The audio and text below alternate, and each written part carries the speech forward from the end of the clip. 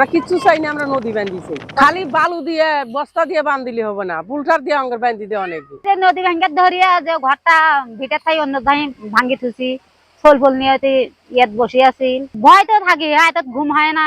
নদীটা বান্ধি দিলে সকলের থাকার আসতে হবে, ফল ফলও কোনো ভয় থাকেন নয়।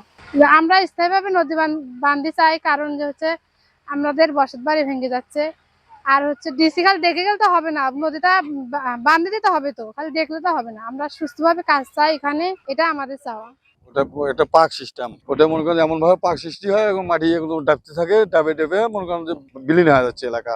এবং দুটা পয়েন্টে এরকম ভাঙতেছে এবং ভাঙন আর দিন বৃদ্ধি পাচ্ছে। এবং এইভাবে ভাঙন চলতে থাকলে এলাকা পুরাই বিলীন হবে, এর কোনো ইয়ে নাই, ভরসা নাই। ভাঙন প্রতিরোধে চাওয়া কি, আমরা তো এতদিন চাইতেছি যে এখানে একটা সেতু হোক, কিন্তু এই ব্যাপারে তো কেউ কেয়ার নিতেছে না।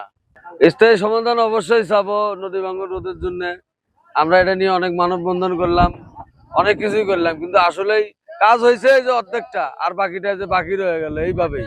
এটা যে কতদিন থাকবে আমরা কেউ জানি না। বন্যার প্রস্তুতি হিসেবে আমাদের বিশেষভাবে যারা একটু ভালনারেবল, যেমন প্রতিবন্ধী, যারা বয়স্ক নারীরা রয়েছে, শিশুরা রয়েছে, তাদের ক্ষেত্রে আমাদের বিশেষ দৃষ্টি রয়েছে, যাতে করে বন্যায় প্লাবিত এলাকা থেকে তাদেরকে নিরাপদ আশ্রয়ে বা আশ্রয়কেন্দ্রগুলোতে আনার ক্ষেত্রে আমাদের স্বেচ্ছাসেবক রয়েছে এবং তাদেরকে সহযোগিতার জন্য আমাদের প্রস্তুতিও রয়েছে।